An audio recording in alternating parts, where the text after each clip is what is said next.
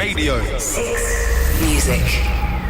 You are now entering a parallel universe. And wipe your feet on the way in. Marc Riley, BBC 6 Music.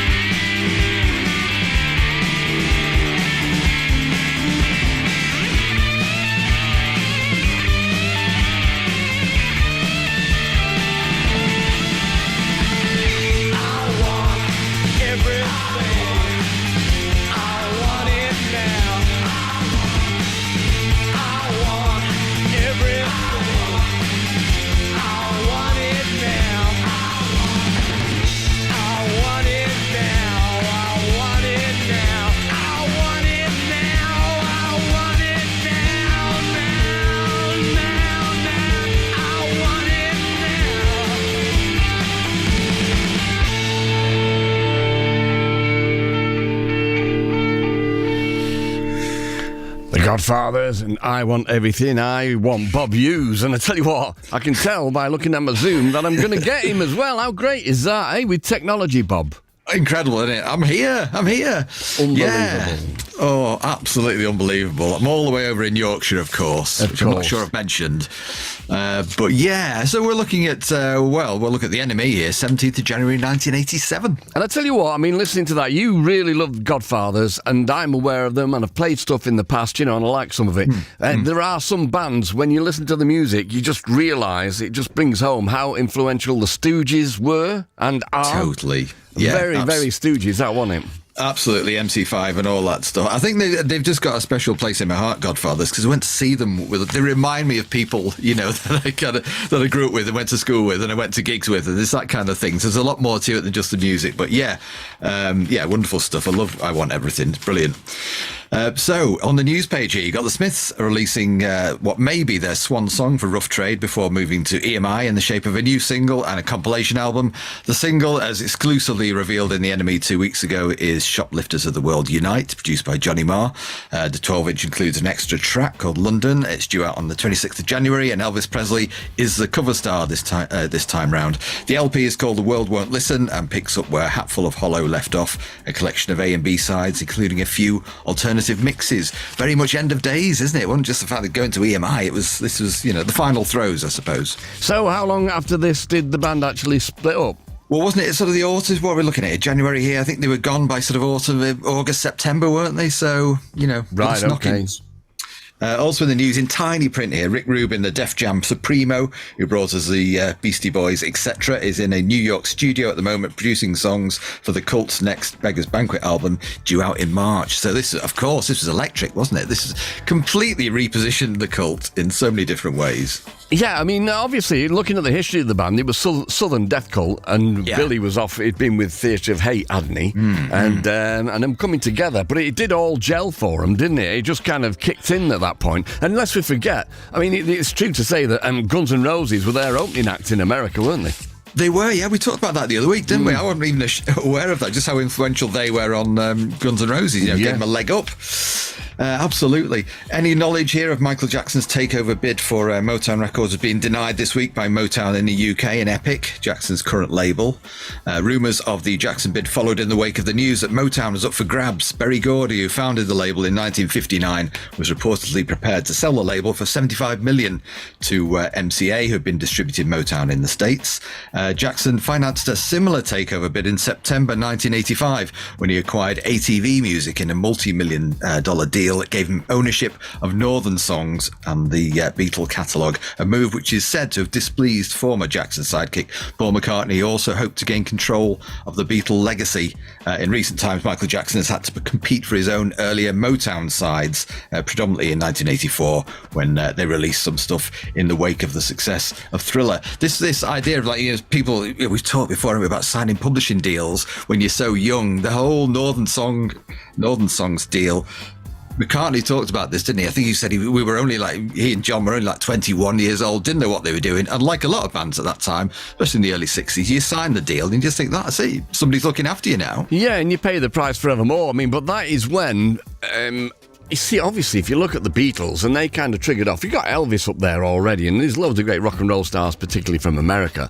But you look at selling millions and millions and millions of records that you don't foresee at that point in time, and everybody thought of bands as being like a throwaway commodity, didn't they? They didn't think, this is an investment for the future, and archive, and people will still be playing these records in 50 years' time, which has proven to be the case. It was a little bit like, we're going to screw these bands, and nobody will remember who they were in 3 years, 4 years' time.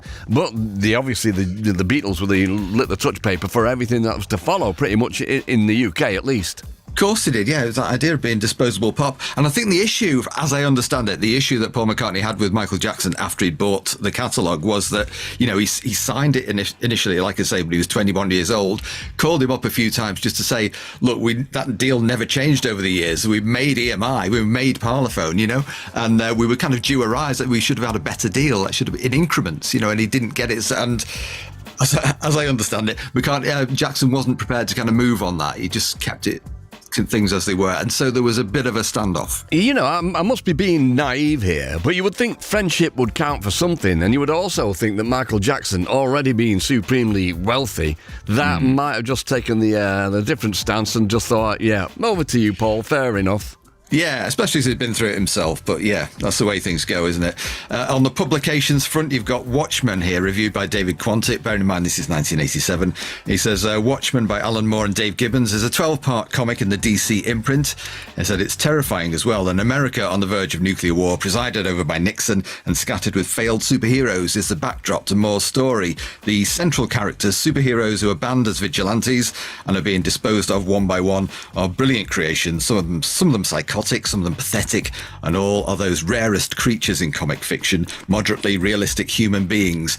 Moore's way with dialogue and plots is breathtaking, as is Gibbons' artwork. So in a lot of ways, the kind of start of the graphic novel, isn't it? I mean, I don't mind admitting, I'm not familiar with the comics themselves. I've not read them, but I have seen the film, which is just a brilliant piece of work. Have you seen Watchmen? I haven't. You keep asking me these films, and I've never seen them, and I feel so woe betide, Mark. What are you like? Well, it sounds great, though, because I do love that concept. I haven't seen it, and perhaps I should, but I do love that concept of, the superheroes all being flawed and kind of, got problems socialising with people and all that kind of stuff. It is a great concept, because they were always just squeaky clean on one side and brilliant on the other, weren't they? And then they were the baddies. But they were all kind of great at what they did.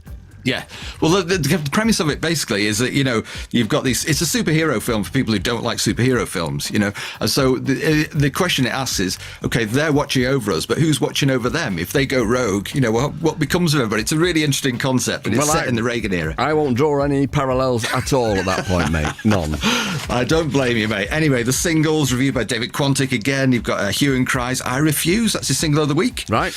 Dorothy Column's Greetings 3. He says everything relevant has already been said about Dorothy Column, most of it rather pretentiously, so we shall dispense for a moment with the adjectives and recommend that everybody, everywhere, buy some Dorothy Column records. Also Robin Hitchcock's If You Were a Priest, and Lou Reed and Sam Moore doing Soul Man, which was for a film, wasn't it? Called Soul Man, I think. Yeah, it was a bad idea, wasn't it?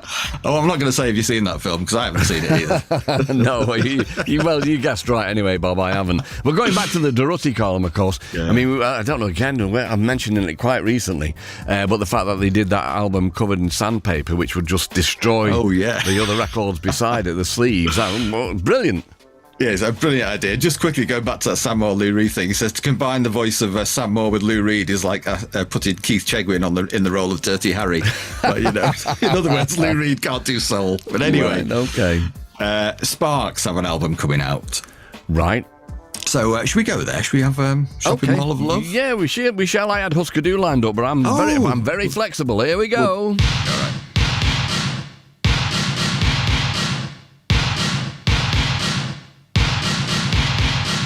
I found my thrill in Beverly Hills. Folks call her Jill, folks call her Jill, but that ain't what I call her. She's like a star, she's like a star in a long-running TV series. And we make love, and we make love, and we make love all the time.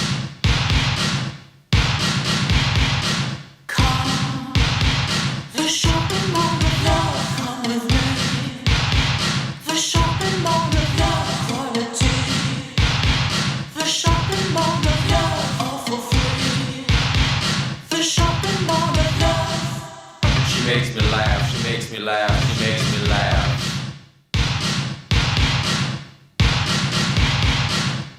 She makes me laugh, she makes me laugh, she makes me laugh.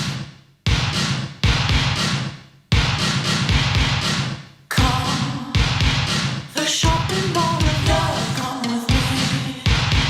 The shopping mall of love, quality.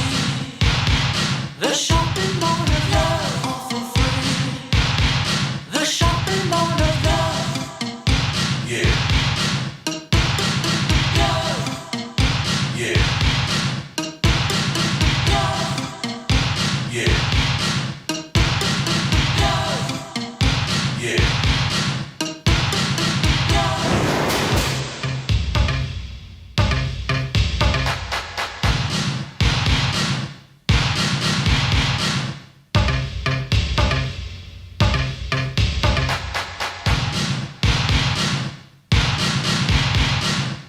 She's so uninhibited, she's so unlimited, that's just the start. Love, She's so magnificent, she's so significant, a work of art.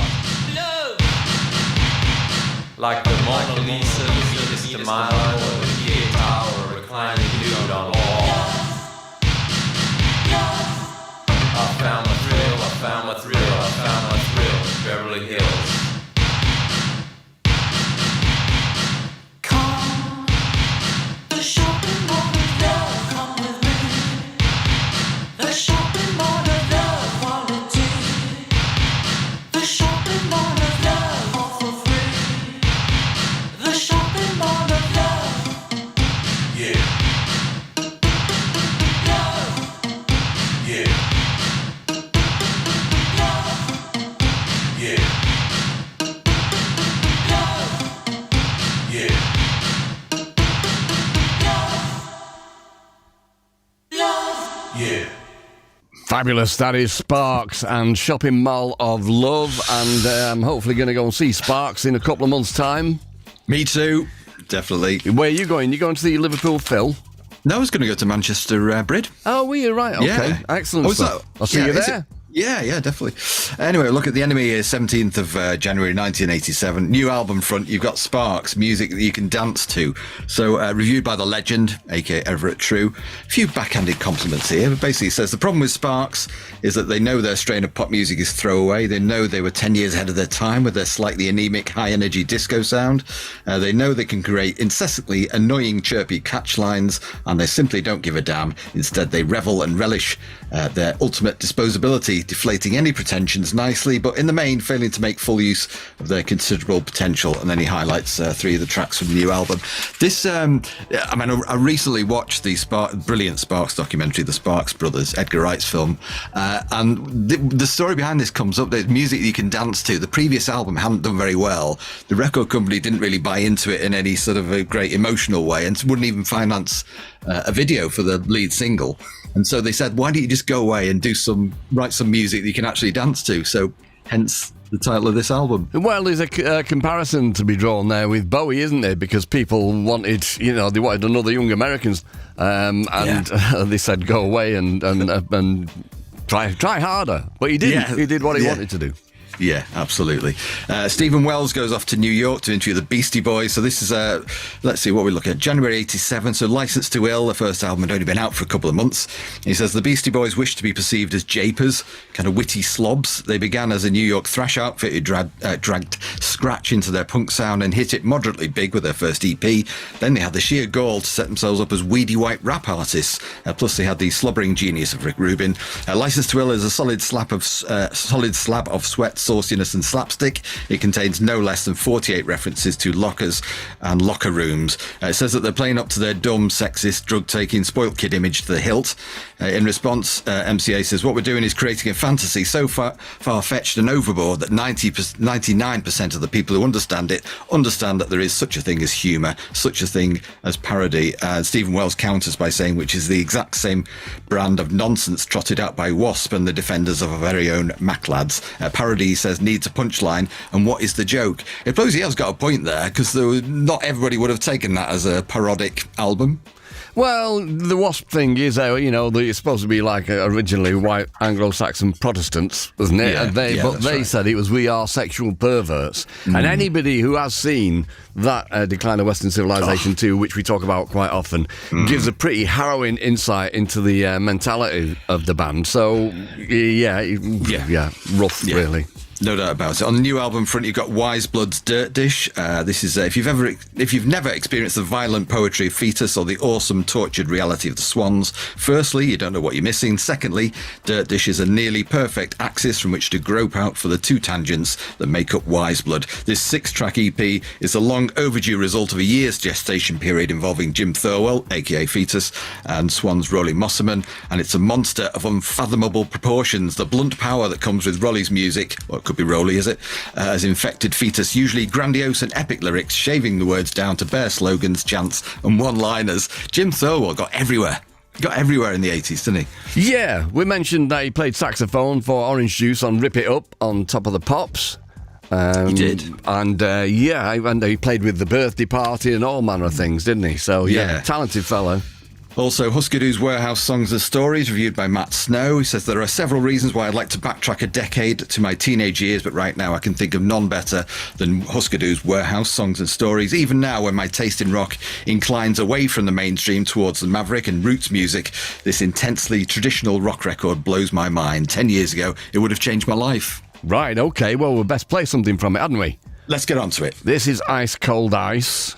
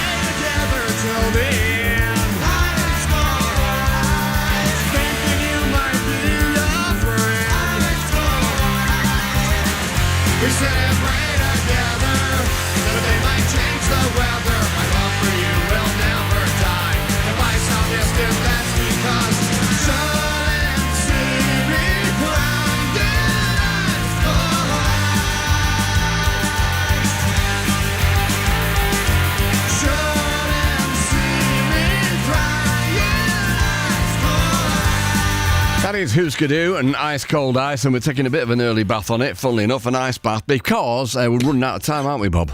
We are indeed. Look at the NME here, 17th of January 1987. Gigs this week. You've got Elvis Costello and the Confederates at Brighton Dome. You've got Cardiacs at Dingwalls in Camden. The Mighty Caesars at the Sir George Robey in London. Julian Cope at Westminster Central Hall. Fairport Convention at the Top Spot in Bristol. Human League at Newcastle City Hall. You've got Band of Holy Joy at Bath Moles Club. Steve Marriott and the official receivers at Basins in Portsmouth. Stump at Chelmsford Chancellor Hall. Robert Fripp and the League of Crafty Guitarists, at Ambleside Zeffirelli's. I've been to Zeffirelli's. It's a restaurant, isn't it? And then you got a cinema on top. Oh, I've been to it as well, then. Yeah. Very well, I didn't see you there. Maybe it was another day. Anyway, live reviews very quickly here. Frankie Goes to Hollywood at Manchester GMX. Reviewer Jane Solanas isn't a big fan going in. In fact, she's pretty cynical about them, but changes her mind during the gig itself. Says, during their 100-minute concert, the sneer came off my face, she writes.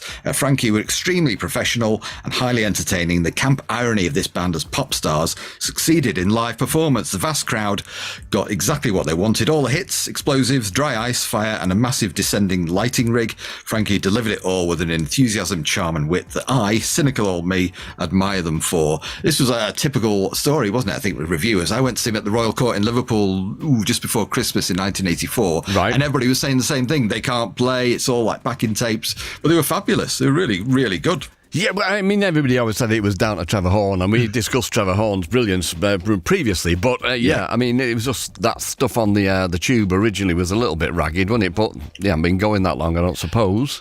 Absolutely. And no time for Peter Gabriel, but he was great anyway at the LA Forum. Right. But we mentioned the Smiths earlier, didn't we? So we did. might go out with them. Most definitely. So we're going to play now Shoplifters of the World Unite, which is by the Smiths, as we say, as you probably know already. And great to see you, Bob.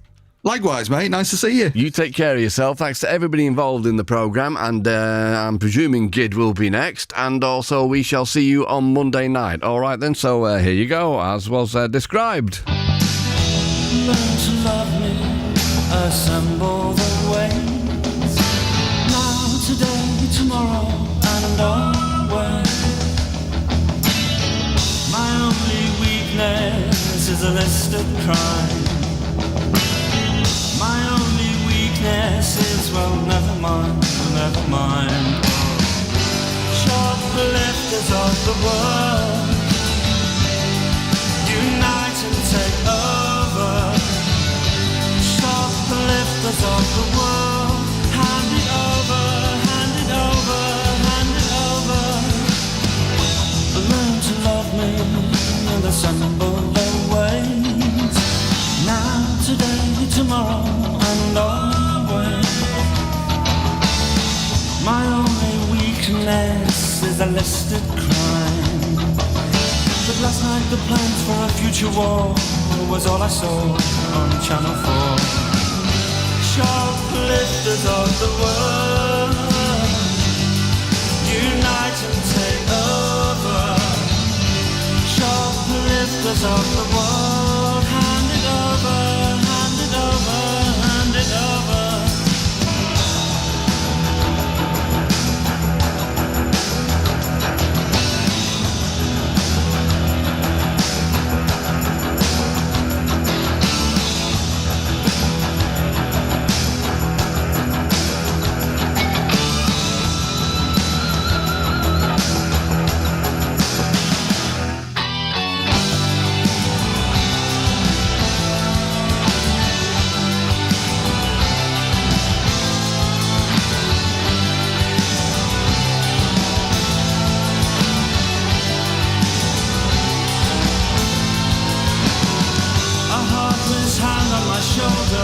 Pushing it sober, alabaster flashes down. 6 months is a long time. Try living the real world instead of a shell. But before I began, I was bored before I even began. Shoplifters of the world, unite and take over. Shoplifters of the world, unite and Prepare to exit the parallel universe. Mark Riley, BBC Six Music. And shut the door on your way out.